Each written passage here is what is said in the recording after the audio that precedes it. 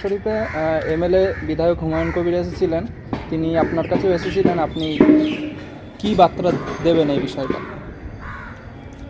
আমাদের সবাই আসতে পারে, কি বুঝলেন, দলমত নির্বিশেষে ফুরফুরা পীর সাহেবের বাড়ি ধর্মগুরুদেব সবাই আসতে পারে, কোনো অসুবিধা নেই। এসছেন দেখা সাক্ষাৎ করার জন্যে, কিছু আলোচনাও হলো কিছু। উনি একটা দল গঠন করছেন, দল করা অনেক অধিকার আছে। ভারতবর্ষ গণতন্ত্র রাষ্ট্র, যে কোনো মানুষ দল করতে পারে, কেউ বাধা দিতে পারবে না।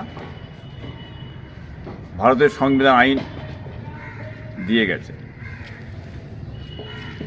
এবং যে মসজিদ বিষয়ে আমি জিজ্ঞাসা করলাম,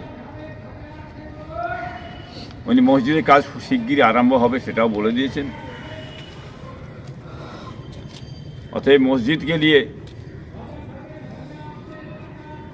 রাজনীতি হোক, ধর্মকে নিয়ে রাজনীতি হোক, এটা আমরা চাই না। ধর্মের জায়গায় ধর্ম থাকবে, রাজনীতির জায়গায় রাজনীতি থাকবে।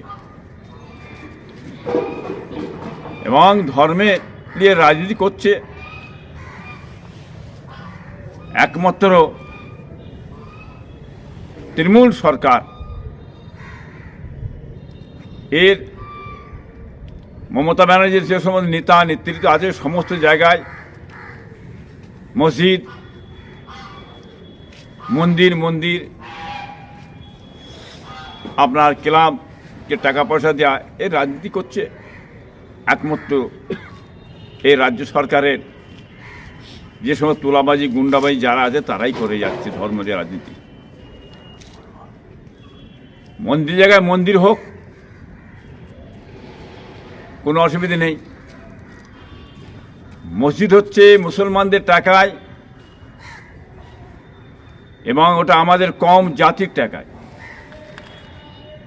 মন্দিরটা হচ্ছে সরকারি টাকায়, এবং জাতি ধর্ম বর্ণ নিয়ে সমস্ত মানুষের টাকা দিয়ে মন্দির হচ্ছে।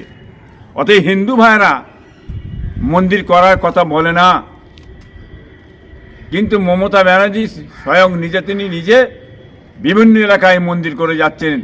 এই মন্দির নিয়ে উনি রাজনীতি করছেন একমাত্র হিন্দুদের ভোটটা টানার জন্য। মুসলিম ভোটটা বেরিয়ে চলে যাচ্ছে, উনি জেনে গেছেন। অতএব হিন্দু ভোট টানার জন্য এই কৌশলটা উনি চালিয়েছেন।